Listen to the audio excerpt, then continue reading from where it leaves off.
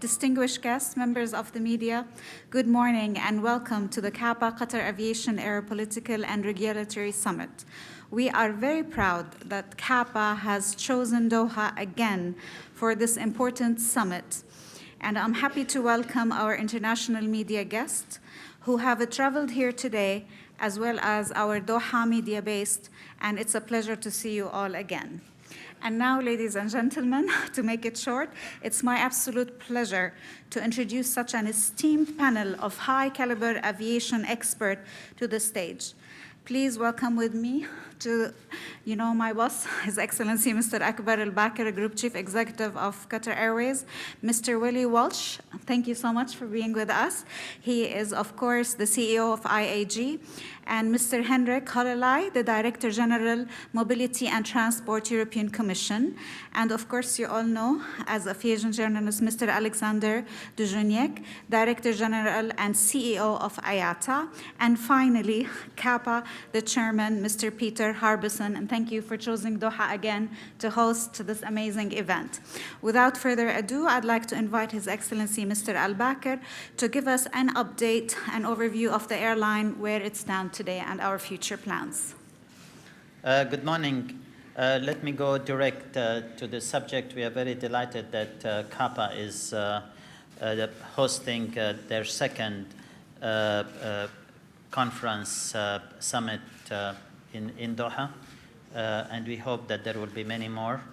I'm sure you have already get to know that nobody can display the hospitality better than Qatar.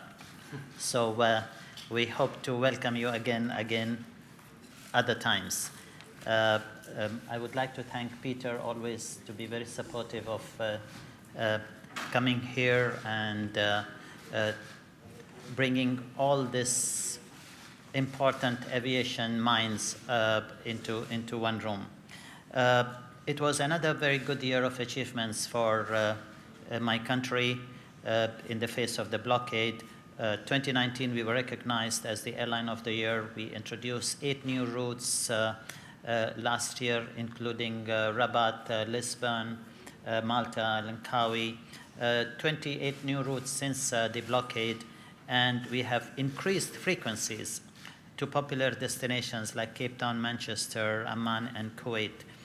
Our network continues to grow with 11 new destinations in 2020.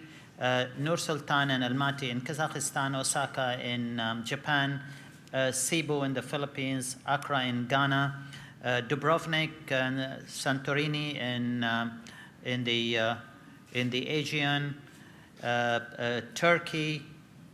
We will be increasing our destinations aggressively there with the introduction of Trabzon.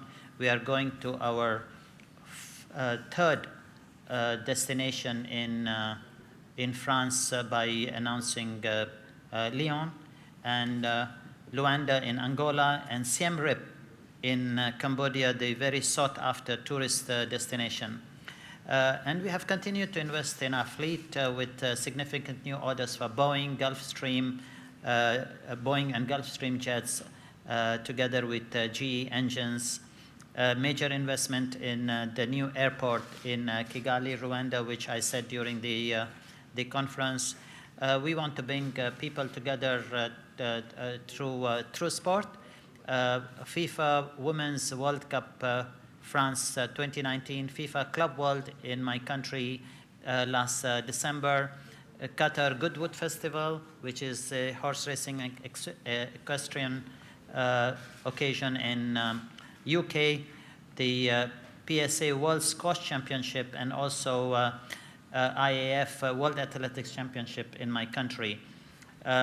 We are winners of a lot of accolades during 2019, and of course I don't need to keep on repeating that in QR we always break records for the only airline that has achieved Airline of the Year 5 times, together with the best airline in the Middle East, the world's best business class product, and the best business class seat. Our fleet has continued to grow with the youngest fleet in the world, with more than 250 aircraft in our fleet. As a matter of fact, to be precise, it's 264, 30 Boeing 787 Dreamliners, 53 Airbus 350s, 57 Boeing 777s, and many more, with the average fleet age of under 5 years. And we receive 1 new aircraft on an average every 11 days. As a matter of fact, we broke the record in December by receiving 7 787-9 and an additional 4 351,000 in just a period of 20 days. We have more than 290 aircraft on order with a total catalog price of $82 billion. We are the launch customer also of the Gulfstream 700. This is the largest and the longest range corporate jet in the world. We are the largest operator of the Gulfstream 650, and we are the world's first commercial operator of the Gulfstream G500. Frankly, really fifth generation cockpit on this airplane. Qatar Airways Cargo has continued the growth. We have 60 exclusive freighter destinations, 21 777s and 5 Airbus 330 and 2 Boeing 747s. The 5 Airbus A330s will imminently be replaced with equal number of 777s that are in the pipeline to be delivered to us this year. Of course, we are the largest cargo operator in the world, minus the package carriers that are FedEx and UPS. We have seamless connectivity, 90 minutes minimum connecting time. We can connect people in as little as only 35 minutes, at times only in 25 minutes together with your luggage. We are the only 5-star rated airport in the Middle East, needless to say, and we are right in the middle of a huge world population, very short distance away from us. And it's going to get better with the Hamad International Airport expansion, with 9 new wide-body stands imminently, and with another 22 more bus gates. And these bus gates, together with 34 additional remote stands, will be connected by an underground train and a large concourse. Immediately, the construction will begin after the FIFA 2022. 5,900 square meters of garden area will be added. When you look at the size, it is as big as Trafalgar Square. The garden area will include food courts, beverage kiosks, landscape and pathways, lot of water features, 9,000 square meters of lounge at the arrival level, and 11,600 square meters of retail, food and beverage on the departure level. My job is also to promote the tourism in my country. We have to market and promote Qatar as a destination for both leisure and business, enhance the visitor experience by hosting world-class entertainment events, promote investment opportunities in the tourism sector. And as a matter of fact, Qatar Airways is going to unveil very soon at ITB tourism projects that will be built and promoted by Qatar and then handed over to the private sector in order for us to make sure that we are in total control of the standards and quality of the things that we are going to build. Needless to say, we have visa-free entry to 80 destinations, 80 nationalities, and we are promoting for Qatar to become visa-free entry for all the countries in the world.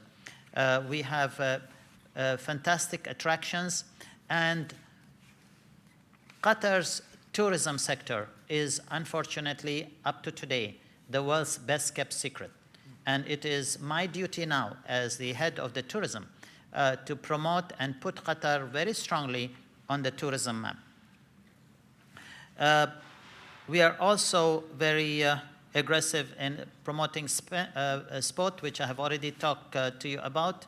Qatar Airways is the official partner of FIFA. At the same time, we have the world's biggest sporting spectacle that is coming here in just over 2 years' time.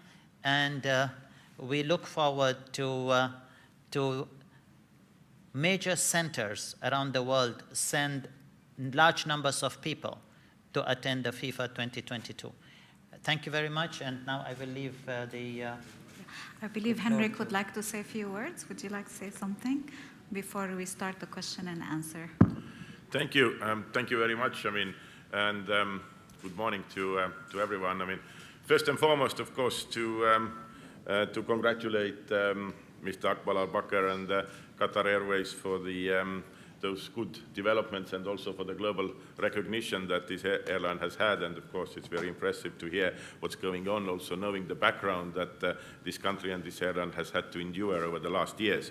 But I also wanted simply to say a couple of words about the cooperation between EU and Qatar. And last year at the same event, which was quite historical, the agreement between EU and Qatar, the comprehensive air transport agreement, which is to build a holistic partnership between those two partners, was concluded in the frames of this conference and initialed 1 month later, and which was in March. And now we have been working also jointly to finalize the text, the necessary legal proofing, and also preparing all the language version which are needed for the EU for the internal procedures.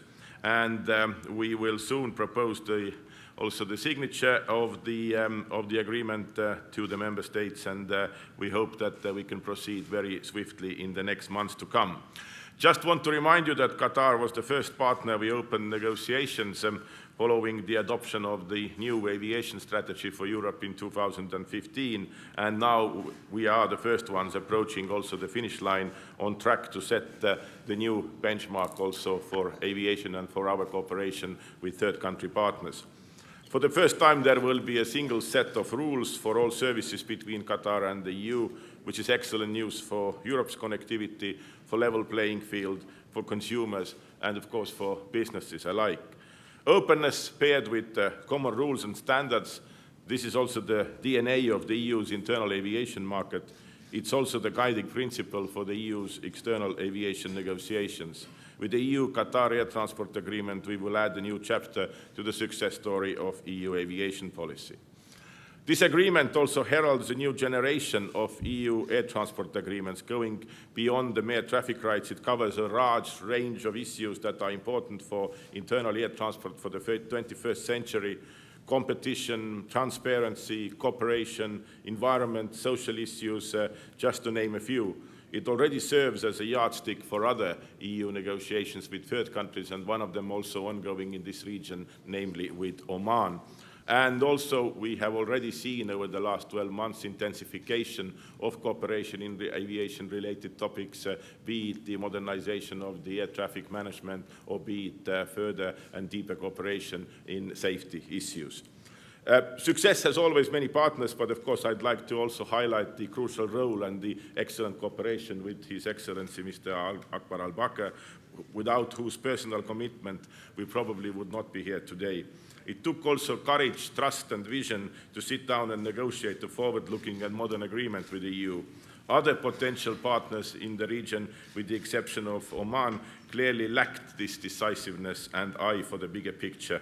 And I'm very happy that we will now also witness together how the businesses and consumers will reap the benefit of this forthcoming agreement. So it's really been a pleasure being here. Very happy to Peter for inviting me and also giving the opportunity later on to engage in the discussion about EU's aviation policy, but also the potential of aviation development in Africa. Thank you. Thank you, Henrik, for this amazing news. And now we'll open the floor for questions. You can't have a better panel aviation expert. Please go ahead. We have a lovely cabin crew with a microphone, if you'd like to introduce yourself. Can we put off these lights and have the normal lights on so Yeah, that I felt had. Shadi, can you close it? Can we put these lights off and open Yeah. the normal lights? Yeah.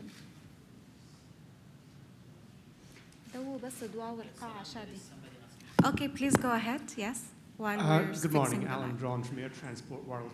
Two questions, if I may, one to Mr. Walsh, one to Mr. Al-Bakr. Mr. Walsh, you said in the conference that you felt the two main aircraft manufacturers had become somewhat complacent. To what extent do you think that China, say in 15 years' time, will be a serious competitor to them? And Mr. Al-Bakr, you mentioned briefly that you're planning to invest in Rwanda. Can you give us some details of the form or scale that investment will take, and what's your particular interest in Kigali Airport? Thank you. So I've met with COMAC, I think probably the first time I met with them was 2007, 2008. I had an opportunity to fly the ARJ21 simulator many years ago when I visited their facility. And clearly we've looked at the COMAC 919. I think China, without question, will be a competitive force at some stage, but I think it will take some time before they will be seen as a credible competitor to both Boeing and Airbus. But clearly the progress they're making has been very significant. With the 919 in the flight test regime at the moment. It will be interesting to see how that aircraft can translate into a commercial success. Clearly a number of the Chinese carriers have ordered the aircraft, but I think it will take some time before we see most of the global airlines looking to China to order aircraft. But without question, they do represent a power for the future. And I think it will be probably within the next 15 to 20 years when we see China emerge as a credible third competitor in the narrow-body field, and probably some time after that before we see them in the wide-body field.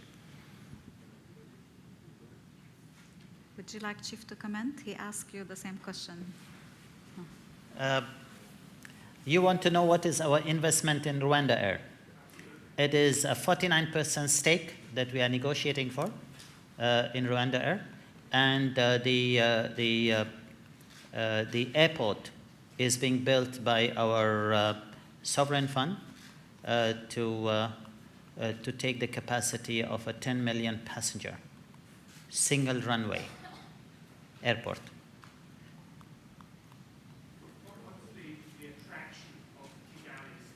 The attraction of Kigali is its location, the stability of the country, and the very favorable business environment that exists in that country. And you know, from in Africa, there is a big demand for air travel, which today Africa is very poorly connected. So we always look at opportunities in our field to do investments, similar to what we have done in the past. Yeah. Simone, the lady from Bloomberg, yeah. Thank you, Simone Foxman from Bloomberg News. For Mr. Al-Bakr, Your Excellency, what's the state of negotiations around that contract with Rwanda? Is it signed? When will it be signed? How close are we? And secondly, you've mentioned in the past that you'd like to take a stake in Indigo and expand in India. Anything there? Well, you know, we are very tough negotiators. I hope that the CEO of Rwanda Air is somewhere here. We will take our time to negotiate. Once we have negotiated, you will know when we sign. Second is that Indigo is the only airline that we are very keen to invest in India. Once the atmosphere exists that we could invest and be able to benefit from the synergies that these two airlines, Qatar Airways and Indigo, will provide. Don't forget that Indigo is the largest domestic carrier, and now they are going international. They also have a very large number of frequencies to Hamad International Airport. They are very efficiently run, and most importantly, which I also look at, is that it's a very profitable airline. Okay. Yes, now it's Reuters. Another. Okay, we'll take from the side. Who has the microphone? Okay, the gentleman, sorry. We'll give Reuters later. Sir, what is the impact of coronavirus on Qatar Airways, particularly flights to China? And secondly, around 90 aircraft are on delivery. So how many of them will be delivered in 2020? In 2020, we will have around 40 aircraft that would be delivered, and around 13 aircraft will go out from the fleet. So really the growth is balanced to the number of growth we are doing year on year. As far as the impact of the restrictions in China is concerned, let me again stress that we did not stop operating to China because of the virus. We stopped operating to China because of the restrictions imposed by so many countries of my crew that operate into China cannot then operate into other countries for 14 days, which has caused for us a huge logistical disruption vis-a-vis using our crew. And our crewing system is not tailor-made to restrict crew, differentiate between crew, because a crew that operates to China next day operates to somebody somewhere else. So it has created a huge problem for us in how we will allocate, because what we don't want to do, that for some system glitch, a pilot that was a week ago in China ended up on a flight to a restricted country where then my aeroplane is grounded. For this reason, we are stopped. But we are continuing our cargo operations to China. We are continuing supplying the people of China. We are carrying food. We are carrying medical supplies. And Qatar Airways is donating huge medical supplies to help our friends in China in this very difficult and dark time for them. But again, I really admire them, the way they have been open and the way they have informed the world what is happening and assisting other medical entities, giving them the code of the virus in order for them to create vaccines, which they are also very aggressively trying to create. Yes, go ahead. Hi, Alex Cornwell from Reuters. My question's for Willie. Mr. Welsh, the UK government has said there will be no regulatory alignment with the EU as they talk about trade negotiations. What does this mean for airlines in Europe and airlines owned and registered in the United Kingdom? Well, I think we'll need to wait and see what is negotiated between the UK and the EU.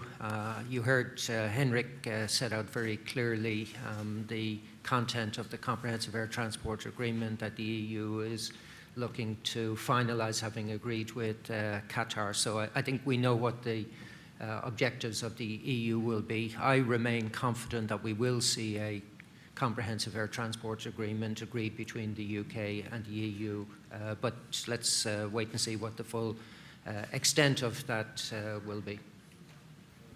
If possible, I may also add a couple of words, simply to say that the negotiating mandate has not yet been finally adopted. It will be adopted very soon. We are ready to start negotiating right away. Our aim is, of course, to negotiate a comprehensive air transport agreement covering the relations in many areas.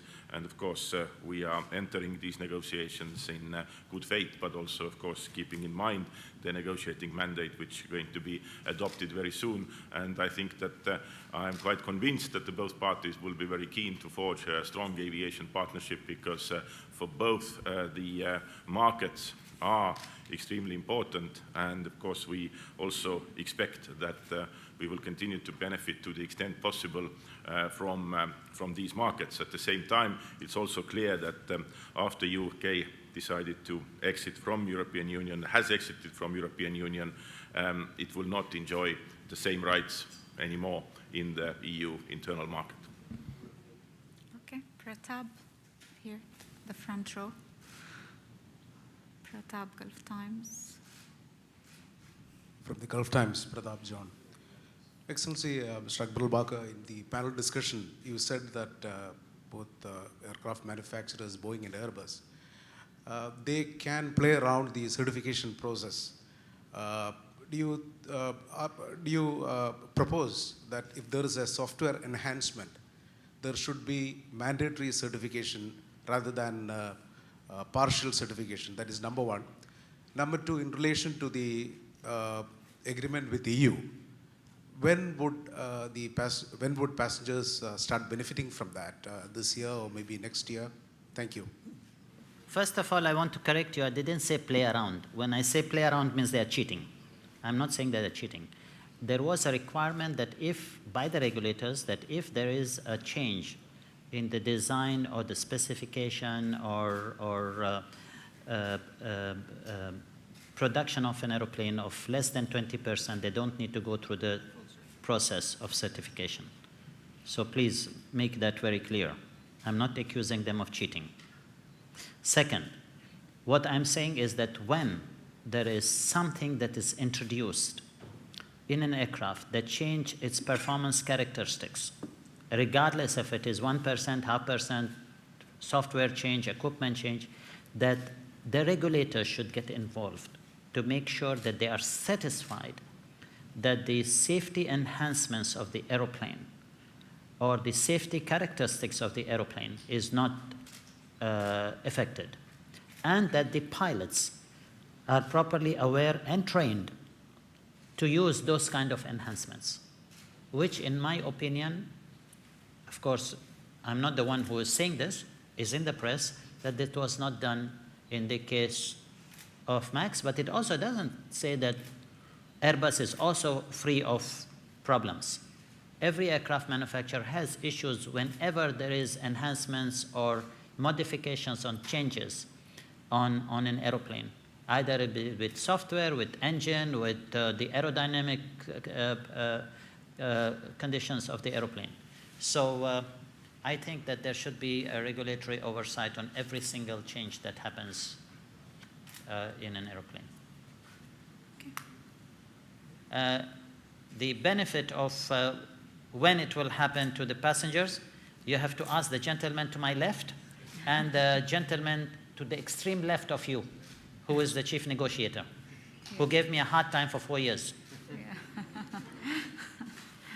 Okay, any more questions? I can comment on that. I think in my introductory remarks I already mentioned that that the process is moving ahead very fast. I always hate to give any kind of deadlines because afterwards you've been asked, well, if that deadline passes, why did you say that deadline? So I'm just saying that we are doing now our utmost. There are now a lot of bureaucratic procedures which are of course normal in case of any other agreements, and we have also 3 other set of agreements which are needed to be signed in the next months to come, which also are the similar type of comprehensive air transport agreement the EU has with Armenia, Tunisia, and also Ukraine. So we are keen to proceed with all of them as soon as possible, but sometimes also all the necessary steps that need to be taken take some time. And we really hope that it will be done within the next months and surely within this year.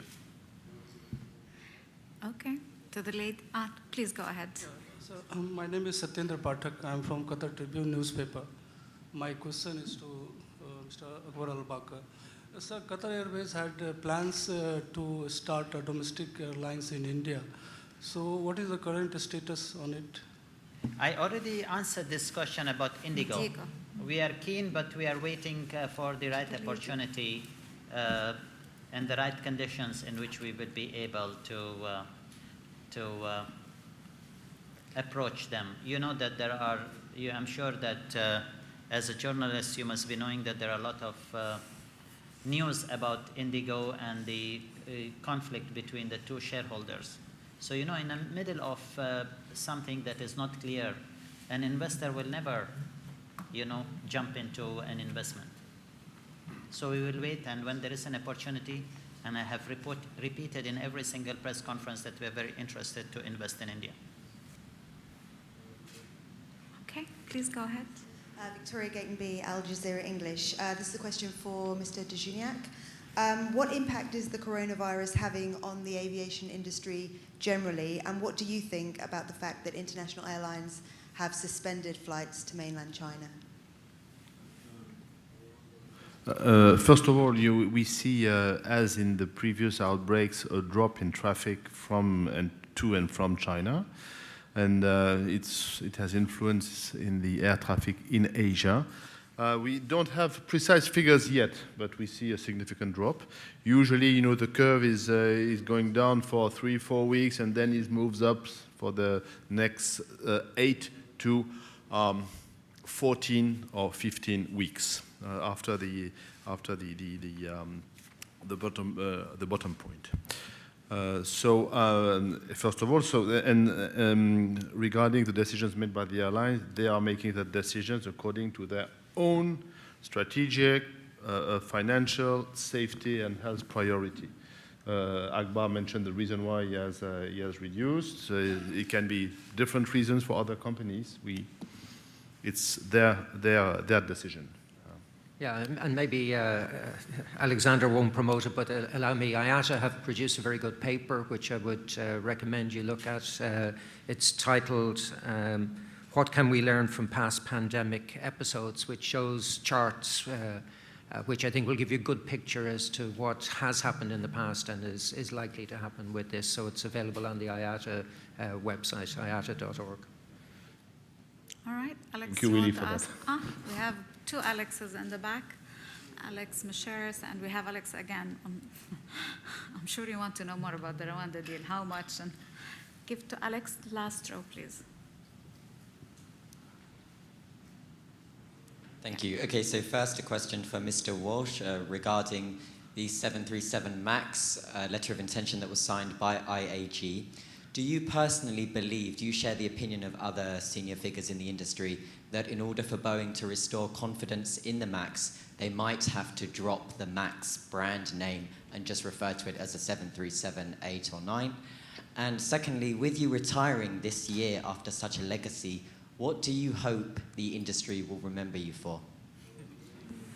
Well, in relation to the MAX, no, I don't think it necessarily needs to be rebranded. When we announced our letter of intent at the Paris Air Show, I made the point that it's the Boeing brand that we're investing in. It's not necessarily the MAX brand. And Boeing produce great aircraft. I have absolutely no doubt that the recertification process that this aircraft has gone through is the most thorough for any aircraft ever, anywhere. And personally, I would have no hesitation in saying I will be pleased to fly on board a 737 MAX. I used to fly the 737. I started flying the 737-200, 300, 400. To be honest, I flew the 737 because, it's not, what version of it doesn't really bother me. And in relation to my forthcoming retirement, to be honest, I hope they forget about me. That would be the best thing. I've thoroughly enjoyed it, but it's time to move on, and there are other great leaders in the industry that will continue to challenge, as I like to think I've challenged, and it's now for somebody else to do that. So I'm going to be watching with great interest and having a laugh at all of the hard work my colleagues will be doing over the years ahead. Rest assured you won't be forgotten with all the great achievements you've done to the industry. Okay, Alex and the gentleman at the back. And I think we'll take the last two questions. My question's for Mr. Walsh and Mr. Barker. It's about the coronavirus, but not on flights in and out of China. We're seeing this having knock-on effects on travel. And the one example I can give is people are cancelling their attendance at the Singapore Air Show.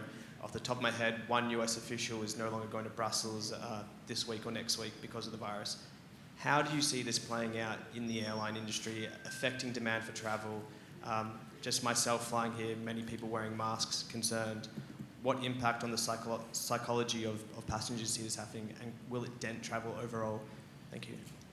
Personally, I don't believe so. I think it will be marginal. It clearly, as Alexander has said, have a major impact on travel to and from China. We will see the figures in due course as to just how impactful it will be.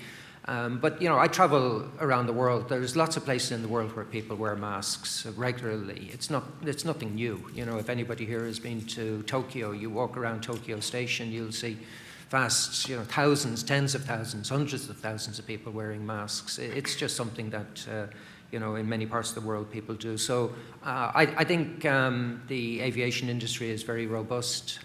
We may see some marginal impact, but quite honestly, in any of the figures that I can see from my own airlines, it's not having an impact. We can't identify any impact at this stage other than clearly the fact that we have suspended flying from London Heathrow to Beijing and Shanghai. And for us, that represents about 1% of our total capacity.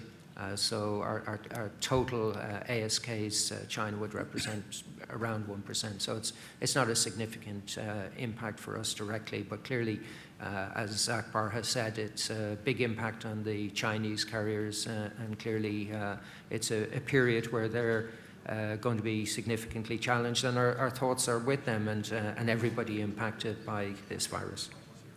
The question you ask the same to me. I'm going to Singapore without mask, and I will travel on our aircraft without a mask. I said already in my in the panel that I think that this whole thing has been taken out of proportion. You can see that the virus is less potent than we had during SARS, but we didn't do all these things what we are doing today. So I think still the air travel is as safe to travel in as it is train or bus or any other part of transport that people will use. We are also impacted a lot more than Willy's airline is, because we have a very wide network in China, and I hope that authorities around the world will relax the operational restrictions that they have put on our airline so that we will be able to resume our operations to China. Hendrik, you would like to add something? Yes, thank you, because I felt that I have to clarify at least one thing, because in your remarks you said that there was one US official who did not come to Brussels because of the virus. Well, in fact, it's not really the case. I mean, he didn't come because of the workload, which is related to the crisis management in relation to the virus, not that there is any kind of virus in Brussels. So that, but the official you are referring to, I had a very good telecom, because we had to postpone our meeting and dinner, and we are actually going to see each other in Singapore at the air show, where we are both going to go, as well as my colleague here, who was the chief negotiator for the Qatar agreement. And yes, actually, I was in Tokyo last week. I managed to even buy a couple of masks before they all were sold out in the shop. So I might take it along as a precautionary measure, but otherwise, I'm also confident that the Singapore Air Show, despite of some exhibitors not being present, will be a good success as any time. And we are also going to have good discussions with our Singapore partners, as well as the partners in the region coming from the ASEAN countries. So I'm also confident that it is contained to the extent possible. Hendrik, we'll give you some masks we have in Qatar Airways, which we are not using. We're sending them to China, Chief. Okay, last question. Julius Bismung from Rwanda. I'm a little bit interested to understand the impact of the Gulf blockade, and if you're able to quantify what kind of impact could this may have had on the airline operations, and then if you could maybe shed more light on the kind of investment you're making in Rwanda. How much are you investing in the medium or long term? Okay, the question. Let me go to the Rwanda investment. We will invest in Rwanda the kind of investment that the country can digest. At the same time, we will invest as much as investment required for us to have in the things we are developing there. You know, we are not a cash cow as a country. We are very prudent in which very careful in how we operate, how we invest, and this is what we are going to do. So whatever investment is required for us to reach the level of operation we want both at the airport and in the airline, we will invest. As far as the blockade is concerned, I really don't want to keep on dwelling upon the question of the blockade. If you already were present in the room and if you have recorded, you will get the answer to all the questions you want. And it was a very frank, very direct, very robust response to the blockade. And if you have not recorded that, we will give you a recording of my statement on the blockade, which you will be able to get all the questions you ask in detail. I think with that we will conclude. For the aviation journalists, we look forward to see you in ITB Berlin. Stay tuned, big announcements on the way. And thank you very much for being with us today and for your